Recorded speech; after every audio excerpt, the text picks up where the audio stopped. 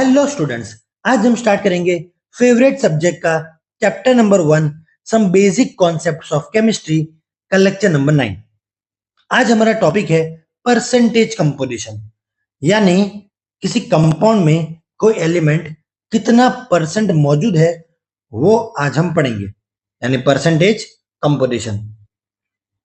किसी भी एलिमेंट का परसेंटेज निकालने के लिए उसका फॉर्मूला होता है mass of that element in the compound, यानी उस कंपाउंड में उस एलिमेंट का mass by molar mass of the compound divide by compound का मोलर मास।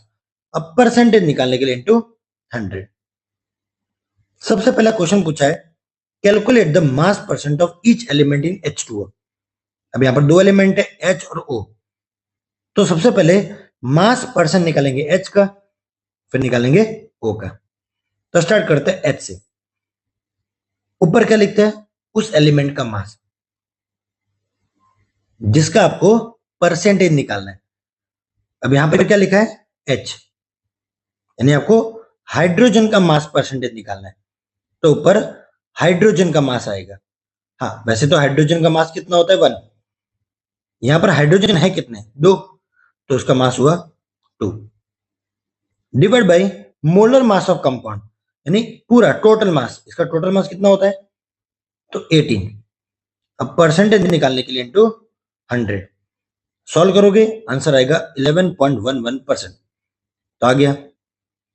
वैसे ही अगर ऑक्सीजन का मास परसेंटेज निकालना है तो ऊपर ऑक्सीजन का मास आएगा। ऑक्सीजन का मास कितना होता है? 16। यहां पर कितने ऑक्सीजन है? 1, तो यहां पर सिर्फ आएगा 16 डिवाइड बाय टोटल मास, यानी पूरे H2O का मास 18। अब परसेंटेज निकालने के लिए इनटू 100, यानी आ जाएगा 88.89%। नेक्स्ट पूछा है calculate mass percent of each element in C2H5OH। अब इसमें तो तीन एटम है, C भी है, H भी है और O भी है, यानी आपको यहां पर 3 बार मास परसेंटेज निकालना है। एक बार C के लिए, एक बार H के लिए और एक बार O के लिए। पहले C के लिए निकालते हैं। तो ऊपर लिखेंगे कार्बन का मास।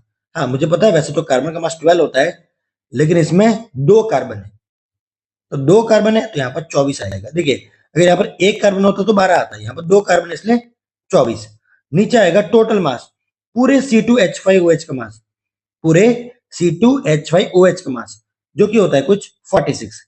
अब परसेंटेज निकालने के लिए इनटू 100, और ये आ जाएगा 52.17%। नेक्स्ट हाइड्रोजन का निकालना परसेंटेज। देखिए, वैसे तो हाइड्रोजन का मास 1 होता है, लेकिन यहां पर ऊपर इस कंपाउंड के अंदर 6 हाइड्रोजन है, यहां पर 6 आएगा डिवाइड बाय टोटल 46। अब परसेंटेज निकालने के लिए इनटू 100। जैसे आप कैलकुलेशन करोगे इसका आंसर आएगा 13.04%। नेक्स्ट बारी ऑक्सीजन की। ऑक्सीजन का मास होता है 16, और यहां पर एक ही हुआ है, तो यहां पर आएगा 16 डिवाइड बाय टोटल मास 46 और इनटू 100। कैलकुलेशन करोगे आंसर आएगा 34.78%।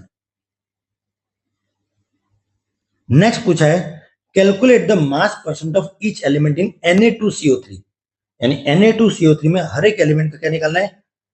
मास परसेंटेज निकालना है। हमें और कितने एलिमेंट है? Na, C और O, यानी Na, C और O। सबसे पहले Na पे चलते हैं। सोडियम का मास वैसे तो 23 होता है, लेकिन यहां पर 2 Na, तो कितना आएगा? 46। उसके बाद आपको डिवाइड करना है इसके टोटल मास से, यानी Na2CO3 का टोटल मास वो होता है 106। अब परसेंटेज निकालने के लिए इनटू 100, तो आपका आंसर आ जाएगा 43.40%। वैसे कार्बन का निकालने के लिए कार्बन का मास 12 होता है, और एक ही कार्बन है तो सिर्फ 12 आएगा डिवाइड बाय टोटल, यानी 106।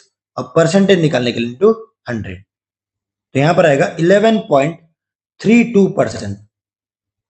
नेक्स्ट बारी है ऑक्सीजन की।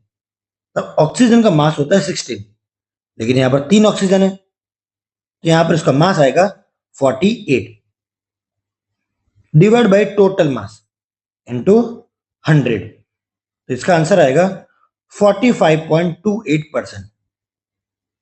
नेक्स्ट पूछा है calculate the mass percent of carbon in CO2। देखिए यहां पर हर एक एलिमेंट का नहीं बोला है, यहां पर सिर्फ कार्बन का बोला है।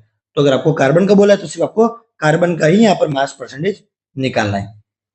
तो कार्बन का मास कितना होता है 12, क्योंकि एक ही कार्बन है। टोटल मास कितना होता है CO2 का, तो वो होता है 44।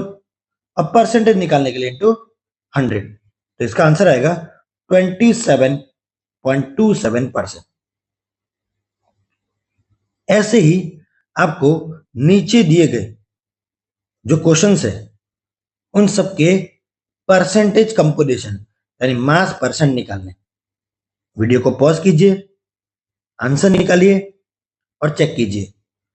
ऐसे ही आपको ये 1 to जो 10 क्वेश्चंस है वो आपको खुद प्रैक्टिस करके आंसर लाने और बाद में उसके आंसर्स को चेक करना है।